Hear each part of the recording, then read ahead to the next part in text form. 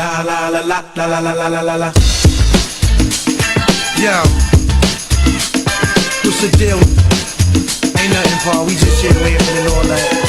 Trying to get our heads right, get this money right and all that. You know what I'm saying? You know how it goes. It's another day in the hood. Yo,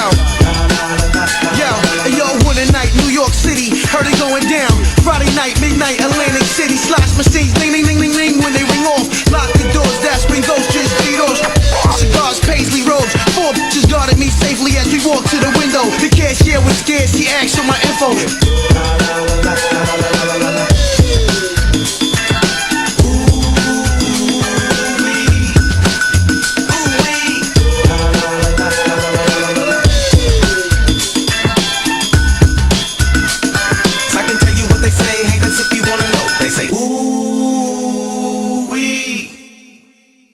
I live on the streets of Toronto. I have a drug problem. Never too late. This could happen to anybody. I feel wanted in this together to help people. Family here. This is all my family here.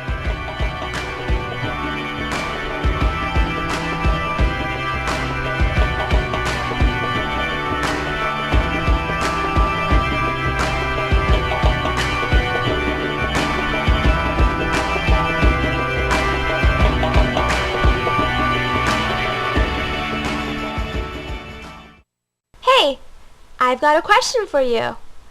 Have you ever wondered what goes on in the life of a homeless individual? To help answer that question and many more, I present a collection of experiences told by real people with real stories. Danny Lunn, 48 years old, 49, something like that. And I live on the streets of Toronto. For the last 7-8 years. It's a bit of a long story. I don't know. My wife passed away. I just come out to Toronto. I usually go back to work. I try to get back to work. I do like construction. I used to own a construction company. I slept outside all winter. I finally got a blanket. It's hard out there on the street. Like, I lost all my stuff the other day. I took a shower and I put everything in a cardboard box, all my IDs and my this and pictures, and it's gone. Despite all these difficulties, Danny still has one thing that keeps him moving forward and makes him proud: his son. My kid's doing good, Danny. He has a construction company, my son, and a nice little wife, and so he's back home. I tell him I'm doing good out there on the street. And as for his experience from living on the streets, this is what Danny has to say. It's like an explorer, you know. It couldn't be no worse than like World War II, guys living in the trenches, trench warfare.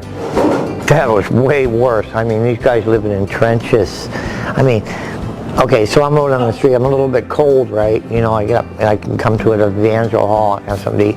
But them guys, like, they gave their lives for our freedom. So, I mean, you know, just think of it in that respect. You know, because sometimes you feel sorry for yourself. I said, oh, this ain't so bad. Like, you know, I might go hungry for a day, but them guys, at least they ain't got like bullets coming at me. You know, the guys in the wars. Danny reminds us all of how important it is to appreciate the basic necessities we have in life. Danny Lunn, an ordinary man, but tremendous inspiration to others.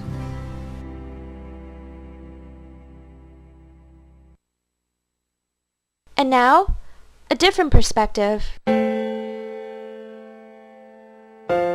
Well, Evangel Hall Mission is an outreach service to people who would have been previously either homeless or at risk of losing their home. We believe that a way to heal people is through love and through community.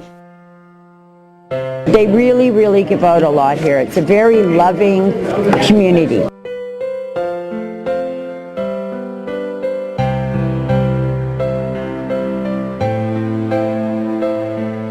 This is Bob. He is like a very good person. Hundreds come through the doors of Evangel Hall every day, looking for a safe place to stay, a warm meal, or simply someone to talk to. This is Kimberly's story. I'm going to live until I'm 90. A resident at the hall for 3 years, she exemplifies why some are inclined to stay at a shelter. Often people are homeless because of the environment that they've grown up in, and typically they came from family situations that were either not very supportive or even destructive. I was born at St. Michael's Hospital. My mom and dad, I see them. It's okay. No, it's okay. You don't have to talk about that if you don't want. It's okay. You don't have to talk about your mom and dad, Kim, if you don't want. Don't worry. It's okay. Kimberly, a loving soul lost in a lonely world. Anybody can end up on the street. It doesn't matter what your circumstances is. We've had people coming here, they've been lawyers and doctors in their past lives, and you know, something unfortunate happened, whether it be an illness or they lost their family, a mental illness and an addiction. They've lost everything, and then they lost their homes, and it's kind of like a trickle-down effect that can happen to anybody. It's a very, very harsh life and harsh existence.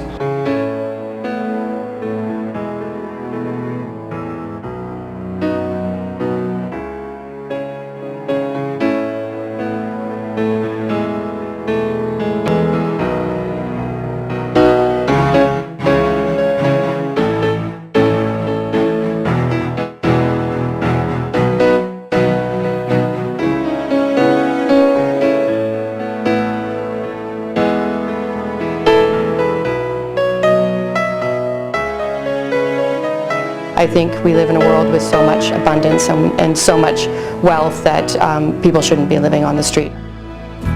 Throughout my journey, I've also encountered some amazing people who've undergone drastic transformations. Meet Esther and Maria. I had a drug problem. I'm now 6 months clean, so I'm doing really well.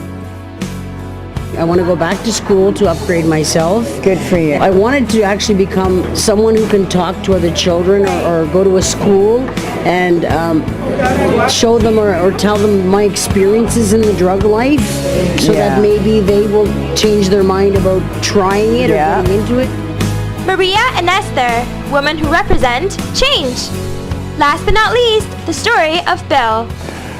After 18 years, I got in trouble because some dealers took over my house, and then I hit the bottom. I mean, everybody's bottom is different. I hit my bottom, and there was no farther to go. I was past the gutter, and I had to just crawl up and start over again. Never too late to change. You know, I started writing. I wrote my first poem when I was like 2 years ago, and I was living underneath this truck, and